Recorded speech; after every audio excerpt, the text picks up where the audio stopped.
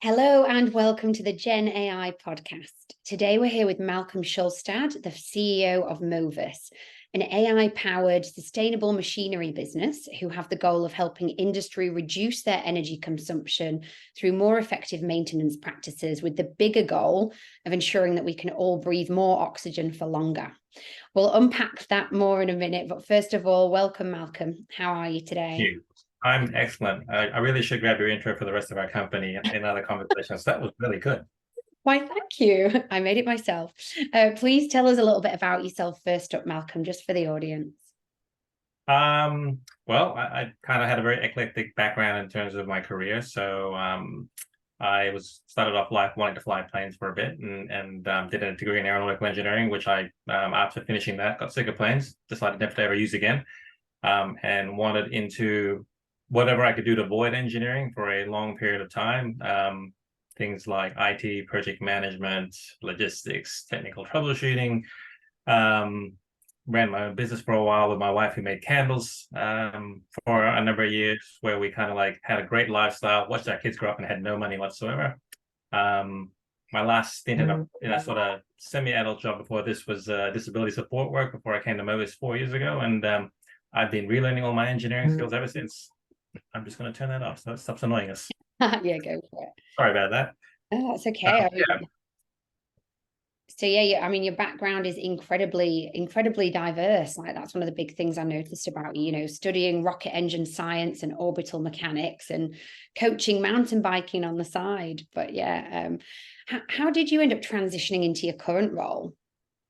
I have an operations background, which is code for doing all the jobs that nobody else wants to do, which I kind of made a career out of fundamentally. So I started off as head of operations at MOVUS, knowing nothing about AI, knowing remembering very limited amount of engineering stuff. I'd come to MOVUS to sort of like increase its business efficiency, bring in some logistics knowledge, customer success, service knowledge, process efficiency stuff. And over time I learned about all of the whole IoT thing again, which I knew nothing about. I knew nothing about startups, which were funded by venture capitalists. I've only ever worked with business turnarounds who bootstrapped previously, so it was all very new for me. And I think that's one of the reasons why I stuck around. It's a constant learning environment for me. And I stepped into the CEO role, or I was asked to take on the CEO role. I won't say it was something I was looking for, but it's been another opportunity to learn a lot more about what's possible, including me going out and meeting customers. As an operations manager, you can just kind of hide away in the business and sort of run things, but going out and seeing customers what their real problems are. Industry also is so diverse that there's so many different ways of solving problems. It makes it for an interesting challenge. And I'm actually beginning to have fun now, which is really cool, because can't say I was having a whole lot of fun previously. Amazing. It sounds like it's a really exciting time for you just in life in general. Like, what an amazing place to find yourself in. And I'd love for you to just explain a little more in depth for the audience what MOVUS does, as you clearly have an absolutely amazing goal. Nothing is more important than breathing oxygen, right? We would literally not be here. So what I want to get into a little bit is just how reducing energy consumption can actually impact how much oxygen we breathe. Yeah, obviously, energy, when you use it, turns to heat. Carbon dioxide is produced as part of that process, and it's released into the atmosphere. And so, if you can reduce the amount of energy globally that's being used, you'll reduce the greenhouse gases, reduce heat, which means we can use less energy, and so on and so forth.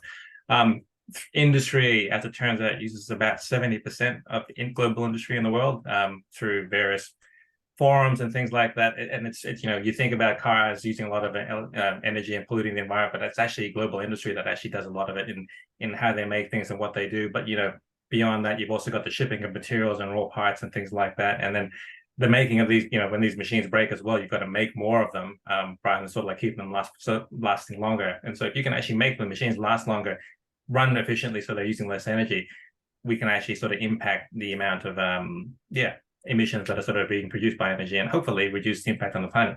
The original founders of the company also had a goal of trying to create a circular economy where we recycle and refurbish equipment. So, asset machines break down, they get tired, they go back to the manufacturer, and the manufacturer then works to fix those machines and repurpose them and reuse them, which I think is a really great call. It's kind of like recycling machines, not just recycling plastics and aluminium and things like that, but another step further beyond that. So MOVUS itself, I guess it was started in terms of just sort of like trying to stop machines from breaking and being thrown out.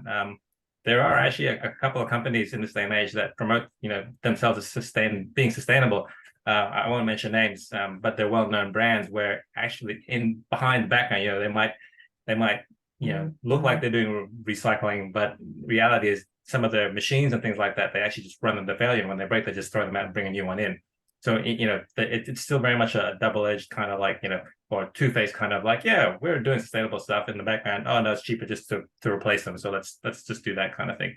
So there is a bit of that going on that we're trying to change. But ideally, if we can help customers stop their machines from breaking, that's a step. That means they last longer.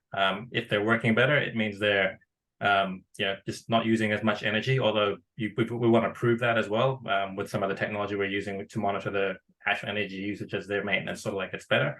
But also just people traveling to these sites, using fuel to get to the maintenance in an emergency and things like that, all the logistics of shipping these things. There's a whole system that comes into sort of supporting industry that, if you can make that more efficient, use less energy. Amazing. That was a bit long. No, that was perfect. Like, I feel like I understand it a lot more now you've explained it, and I love the impact that you're having on the circular economy as well. That's really cool. I was talking to somebody yesterday because it keeps coming up, who has been recycling solar panels for silver. Apparently, there's 22 grams of silver in every solar panel. Yeah. Cool. And I love the fact gold is another one too, actually, that gets recycled in circuit boards and things like that. So. And that's amazing. And I love that you are thinking about the collateral effect as well, thinking about people's time to work and the fuel that they're consuming in that and whatnot. Look, leading MOVUS obviously involves tackling some really complex challenges in the industrial sector. What are some of the most significant challenges you've faced so far in your role, and how have you overcome them? Data is a funny thing. I grew up kind of in an age where the internet was just becoming a thing, and we had to go to books to find information and things like that. And over time, we got access to more data and statistics and mounds of information and things like that. But it was an interesting thing when I first came to MOVUS. We're collecting machine data, but there was a perception with some of the team, particularly in the engineering group, that we're out there, we're selling sensors. And I was like, no, it's not about the sensors, it's about the data the sensors collect.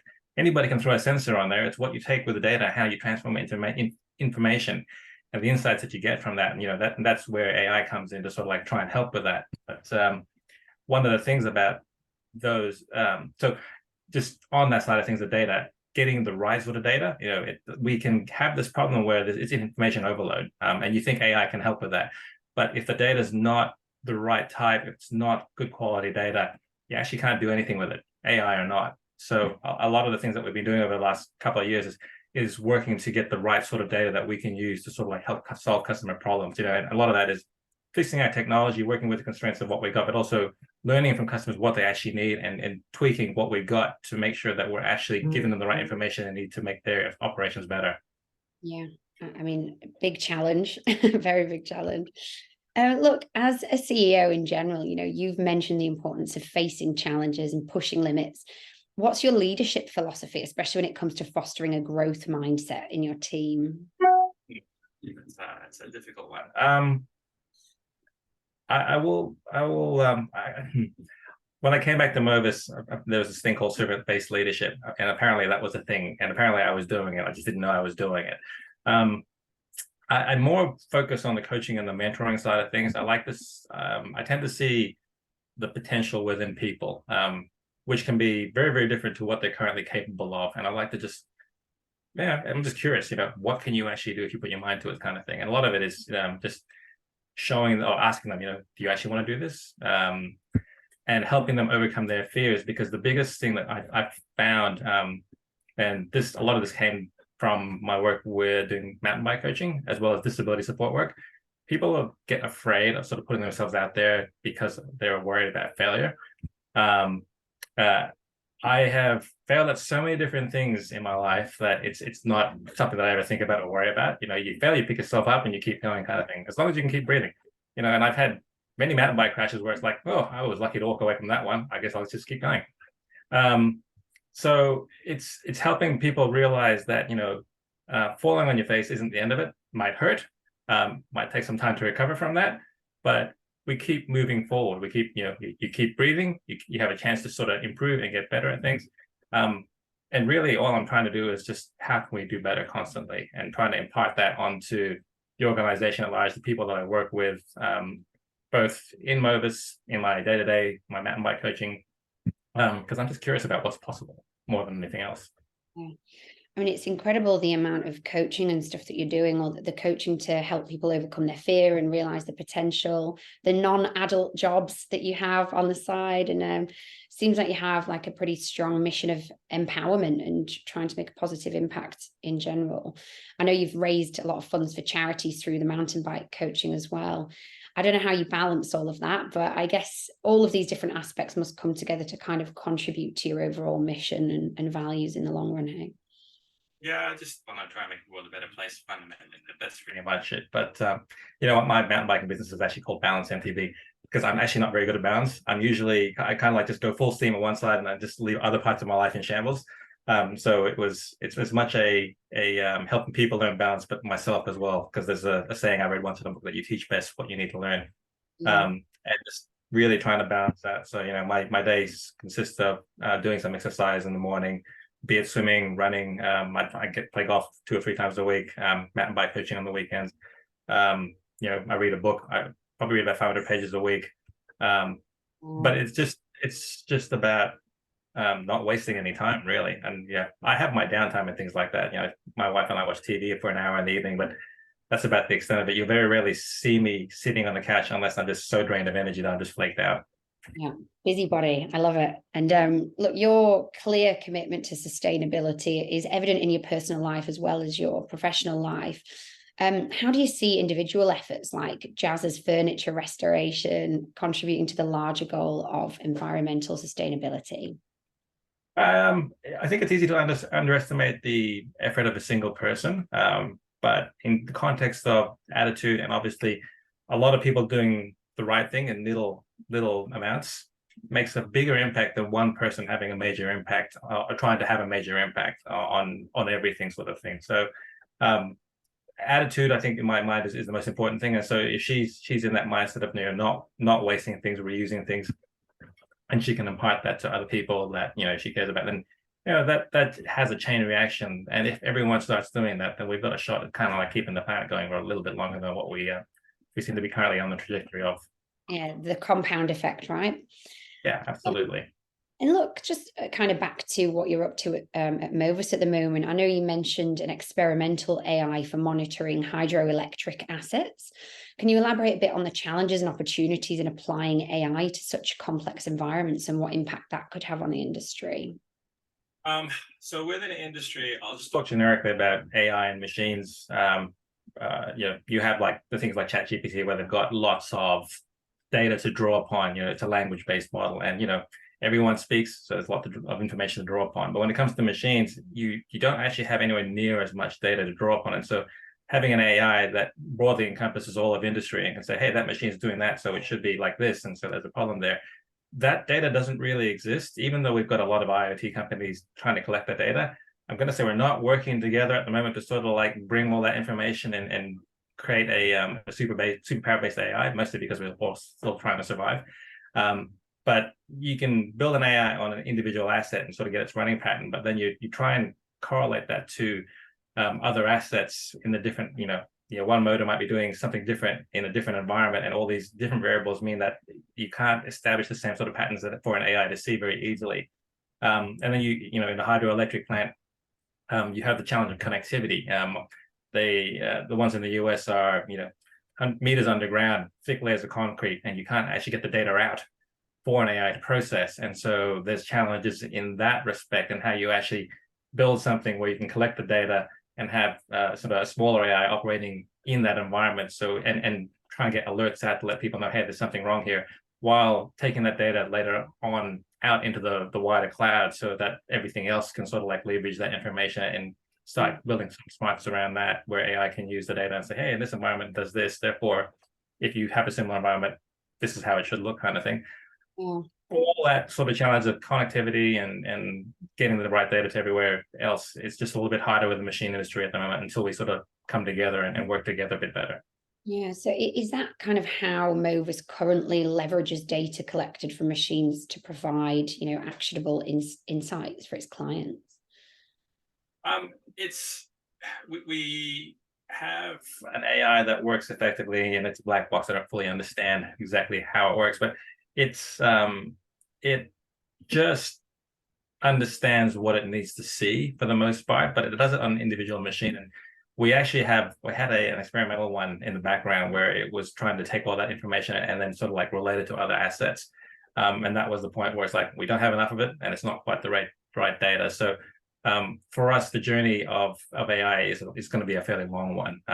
We've got to try and get more information, more data, make sure it's right, bring in the energy data on top of that, and then explore these different scenarios while building different techniques as well. So the third version, I think I might have mentioned to you the other day, works a little bit differently to the current version, but it's more responsive, but it has other weaknesses. So it's just trying to understand how this all comes together into a better AI, or several AI models. And then I'm sure at some point some of us in the industry will start working together for the benefit of global benefit kind of thing. And who knows where it will go from there. Yeah, for the greater good. Hopefully everyone will come together. But do you have as yet any success stories where those AI driven insights have led to significant improvements in energy efficiency or in maintenance practices? Maintenance practices, definitely. We work with a number of companies that have saved millions of dollars just from preventing their breakdowns, which means they haven't replaced the machines, they haven't had a catastrophic failure. So they preserve the life of those assets. And a good example is of a fan. And when I talk about a fan, I'm not talking about the ceiling fan or an electric fan in your room kind of thing, but a fan that's 3 to 4 meters high. And you can imagine if it starts kind of getting some dirt on it and it starts wobbling a little bit. You know how you get the fans wobbling in your roof sort of thing, and they make this horrible noise? Imagine a 4-meter one doing that. That fan, without a doubt, is going to use more energy. And so giving them early warning of that, saying, hey, it's getting a bit out of whack, you should probably clean it. Not just good for the maintenance side of things, because if they leave it too long, the whole thing could collapse. And the last thing you want is a 4-meter fan sort of spinning down the road at high speed. It will actually help to reduce the energy. It's just, we need to get energy monitoring on that just to prove that. But that is one of the projects we're moving forward, is to prove and demonstrate to industry and the world at large, if you do this right, you will save energy as well as save your assets. And everyone wins. They reduce their costs, they reduce energy, and the world wins from reduced carbon dioxide sort of outputs. Amazing. And I guess we've kind of touched upon this already, but how do you see the future of predictive maintenance evolving with all the advancements in AI and machine learning? And are there any specific AI technologies or trends at the moment that you find particularly promising in this regard? To be honest, I don't follow the trends too much. I find when I sort of like get home from work, I kind of like don't look at that sort of stuff. But for us, MOVUS as a company, we do, again, it's something we have to prove, but I do believe that being able to use energy and electricity as on top of the traditional vibration and temperature and tone kind of like analysis will help us identify much earlier. We sort of like the old CEO coined the concept called energy-based maintenance, but it's just using the energy to actually say, hey, your assets become less efficient right now. You might want to plan for maintenance. And by the way, here's a calculator to show you that the cost of your energy is going up. So the cost of your maintenance is this. Therefore, you start using the cost of energy to predict when you should be doing maintenance, not just when the machines are going to break down. Because a lot of the time, that's kind of like yeah, it should last about this long, so do the maintenance kind of next week sort of thing. It's still very much an art form, but having a conclusive, it's more expensive if you leave this too long, gives companies a very easy way of determining when they should be doing maintenance on an asset. Nice. That's sounds pretty good, the way that you're going about it already. I noticed your recent experience with deploying fit machines as well in Alaska, and that kind of highlights the global impact so far of MOVUS. Can you share a bit more about that mission and how AI plays a crucial role in preventing those catastrophic failures in critical assets? Yeah, so that particular scenario was an asset that was actually identified as having a problem already. So what they asked us to do is put Fit Machine on that particular asset, those particular assets, to monitor and make sure that it didn't get any worse. So the our AI will sort of like baseline its current condition and make sure that if anything changes, and what traditional methods do is kind of like look at physical vibration and the sound that it hears and the temperature. But the AI will kind of like go beyond and look at things that humans wouldn't necessarily look at. The main reason for that is the parts required to sort of resolve that particular issue will take 6 months to actually get to that asset. So what they're trying to do is make sure that it doesn't suffer a catastrophic failure and end up having to be thrown out to before those parts arrive. So if we can sort of let them know if there's something they need to look at, we've done that a couple of times already, then we'll preserve that asset and make sure it has a longer life. And so that in that context, the AI is helping extend an asset life. Yeah, wow. And look, you've been described, Malcolm, as a Swiss Army knife for your diverse experience and background. How do you think your varied background has shaped your approach to problem solving in your current role? My mother used to call me a jack of all trades, master of none. And so as much as it sounds like Swiss Army knives have a lot of tools in their bag to do things, I generally walk into a room and say, I have no idea what's going on. You'll need to fill me in, kind of thing. So I don't see myself as an expert at anything, which kind of leaves me more open to sort of like learning, understanding, not making assumptions about things that I don't know anything about, or even if I know about it. Sometimes there are pieces of information in there that sort of come into play that you hadn't considered. So I like to think of myself generally as open-minded, much easier to learn about things. And so I can get a grasp of the situation much faster than other people because I've taken all the information that's there. I think I could be arrogant saying that too, I'm not sure. I have been known to, my wife has historically called me arrogant. So I don't think I'm as bad as I used to be, but yeah, that's what a diverse kind of background gives you, is that sort of like ability to sort of draw on different experiences and learn faster. I think rather than sort of like being a niche and, only seeing a part of the picture. Yeah, totally hear you on that. And look, as a professional problem solver with this great diverse background you have, what advice would you give to individuals or companies facing seemingly insurmountable challenges? Find a way. Don't give up. If someone asked me what superpower I had, is this: I'm incredibly stubborn. If there's any chance, it's not so much that I want to win. I just don't like seeing something fail when there's always a chance of it surviving. And I've been in many businesses and situations where it looked like something wasn't gonna work out. You push through hard enough, you find a way. You look for non-standard. There's a term called best practice, which I really hate because it implies there's a ceiling of what's possible. Yes. So I guess I just have habit. I look for opportunities that people haven't considered to sort of like get through a particular problem. And so that's a lot of it is just stubbornness, perseverance, but also just thinking outside the box, which a lot of the time means, and I hate this phrase, but don't work harder, work smarter, kind of thing. Taking that time to step away from things. Mountain bike riding, for me, a lot of it is just sort of getting away from the world and sort of like letting my mind come up with ideas without me consciously thinking about it. So I do a lot of that, or I used to do a lot of that. And that helps, I find, a lot as well. I love that. And I think you're right. Where there's a will, there's always a way. If you want something enough, you will find a way, always. In your experience of coaching people to overcome fear and realize the potential, how do you see the role of AI in personal development and overcoming challenges? That's an interesting one. Do I trust AI enough to sort of like empathize with the person's fears? I don't know.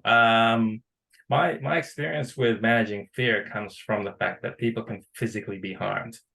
So from a lot of that comes from mountain bike coaching. If you mess up, they're going to fall on the ground. And one of my risk mitigating factors is putting myself in a position where I can physically stop someone from hitting the ground with my body. I can't see an AI ever doing that.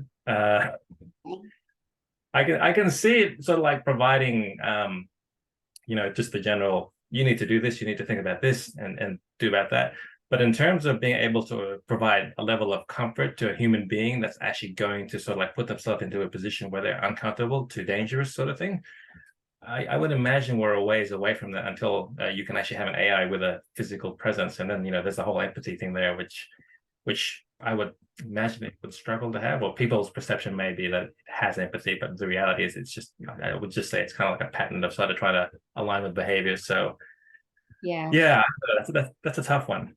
Yeah, false empathy isn't quite the same as real empathy, is it? It doesn't quite have the Yeah. So um, it'll be interesting if that ever gets there. And, I can see that in school situations where people will attempt that to help kids sort of like study better and grow better and encourage and things like that. But for now, personally, I think there's not really any substitute for human empathy. Yeah, understood. Well, what does excite you the most about the future of AI, especially in the context of MOVUS, and what role do you envision AI playing in solving some of the world's pressing challenges? There is so much data out there. It can be difficult to grasp it all, and a lot of gathering insights comes from having the experience of having seen that. I think AI can shortcut a lot of that and bring those insights to the forefront much faster and help us become more efficient and better at doing things and make the right decisions. I just hope that it doesn't offset the ability for people to gain that experience. There's a danger in sort of relying on AI to sort of like give you the insights that you need, but then you never actually learn to sort of like come up with the insights yourself. And I think that's just something that we all need to be mindful of as a society. It would be better for us to retain that ability, I think, as we move forward and work with AI and not just rely on it. Yeah, I do worry that in the future, only some people will have much knowledge of their own, even learn how to write and write essays and things by themselves. So yeah, it is a big Yeah. problem. But Um, that's society. It transforms over time, and what we did 100 years ago, or even 50 years ago, is very, very different to how we do things now. Very true, very true. We can't deny that we've moved forward for the better. So hopefully that continues in the right way. Look, in your LinkedIn profile, you mentioned chasing cows in planes and getting a Toyota Camry airborne with a mountain bike attached, which is pretty wild. Can you share a significant experience that stands out as challenging and memorable from your adventurous past? Horrible. Um, Individually, I'm not so sure. Like again, they're just events to me that I just did. Once you get the hang of something, it's fairly straightforward. I'll say just saving a life is probably one that where you have to learn to sort of like have the skills to help somebody. I've had to rescue a couple people when I was doing kayak tours who they kind of got caught in rips and sort of got ripped out towards the river sort of thing, two at a time, and you're there by yourself. You've got to make decisions on what might impact, how it might impact someone's life in terms of bringing them back and saving them, and then being conscious of the fact that you might need to do first aid, CPR and things like that if you don't get to someone on time. Those split-second decisions, which you have to make in the moment, they don't seem challenging at the time, at least for someone that just makes decisions and moves on them. It's very easy to freeze up in those kind of scenarios. And so, yeah, I'd say that's been challenging. I've had to do that a couple of times in my life. Wow, that sounds like a life-changing experience, really. That probably changes your perspective on everything once you've done that. Facing cows sort of like is a life-changing experience too. Fair enough. So Oh, yeah, they look at you very surprised. surprised. Yeah, because they like look up like, and you didn't realize that expression. So Yeah, wow. You'll remember that forever, hey? I hope Um, not. no, just a couple of a few quick fire questions, just so the audience can get to know you personally a little bit more. These are a little bit random, so do excuse me. Best and worst thing that's ever happened to you? Met my wife and stayed with her for. Here's the funny thing: my wedding certificate says we were married on the 14th of February 1900. So technically, we've been married 123 years. You never know. But yeah, she's a redheaded Gemini, and so she's been the most challenging thing in my life, but she's also been the best thing that's happened to me in my life. Love that. Love that. Hopefully she agrees. She will. Favorite and least favorite country? Um, I'll say, well, Australia's my favorite country. I love it here. We have so many things, access to so many things to do and enjoy and things like that. So I've been to the other countries that I've been to. South Africa is nice. It has its pros and cons and things like that. I'll say where I was born, the Philippines, probably my least favorite country, and it's only because I have a memory of sort of had a gun being pointed to my head when I was quite young, and when we were being robbed. So I tend to sort of like avoid the Philippines just from that. But no, it's semi-rational, but not necessarily kind of thing. It was just one experience that was kind of random. That means that my kids have said, "Hey, do you want to go to the Philippines?" Like, nah. Oh gosh, I'm heading there in January. I was there last year, but There are many beautiful places there, so don't stress about that. But yeah, sorry about the gun to your head. That's pretty much. How old were you when that happened? I think I might have been 6. Yeah, I mean that would shock any child, I guess. But I actually told them to go away because I was sleeping, but I just remember it. So the gumption of a kid, hey. yeah. Favorite place to hang out when you're just on your own? Used to be the surf. Loved surfing. Grew up surfing, and up until maybe 2014, for a while I was surfing pretty much every day. And then it got really crowded on the Gold Coast, and everyone was angry. Where surfing used to be relaxed, so not so much anymore. I would still love being out in the water. It's just too busy here now. So these days it's the mountains. I'll go out on my bike and sort of like go out in the middle of nowhere, and you can just lose yourself for a while. I've had periods where I've just been riding and sort of like blinking, like, oh, how did I get here? You can just and the energy you get from the forest and nature is really great. Yeah, I feel like it's funny. A lot of the CEOs that we interview are of a similar ilk and like to get out into nature and do a lot of exercise and look after themselves mentally in that respect as well as physically. What do you eat for breakfast? Glass of breakfast juice. Breakfast juice. What's in that? I don't know. It's there's orange juice, and that actually has a 3-star rating, and breakfast juice has 5-star rating, and I've never looked. Love that. Love to trust those ratings. Yeah, occasionally if I'm hungry, I'll just find whatever's in the fridge and just eat that from last night's dinner usually. Love that. Straight out of the fridge as well. Fork straight into the fridge. I don't What worry about the food. I just go with my fingers actually. But hands, yeah. Look at it. Tell us a weird thing that you've done in your life. oh, I'm actually a Boy Scout, so there's actually I can't think. There's nothing that comes top of mind other than if you saw me dance, that's just a weird thing most people would find. So, because I've got no coordination when it comes to that sort of thing. So, but yeah, generally, I've actually never done drugs, never smoked. Kind of literally just very boring from that respect. I don't know if that's boring or not. I think that's probably most people probably wish they were in the same boat. Look, is there anything else that you would like to share today just before we close up? No, I think firstly, thanks for inviting me along. I appreciate the opportunity to have a chat.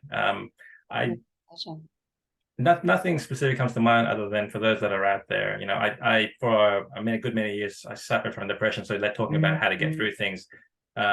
There's nothing worse than sort of like wanting the world to end every day kind of thing for a period of time, and you just kind of get up and keep going. And so sometimes life seems really, really hard, and there's nothing you can do except push through and just sort of keep taking a step forward. One day you get to the other side of that and you think, I made it. That was great. I'm glad I did. I'm glad I kept going kind of thing. And perhaps that's probably the only thing else I can share. Love that. So keep going. You will get there eventually. Eventually, yeah. Thank you so much for your valuable insights. We've really delved into the intersection of AI, sustainability, and industrial innovation with our wonderful guest, Malcolm Schulstad, CEO of MOVUS. Join us next time for more engaging conversations with thought leaders shaping the future of AI. Until then, I'm Cheryl Tyus, and that was the Gen AI podcast. Thanks for having me. Thank you.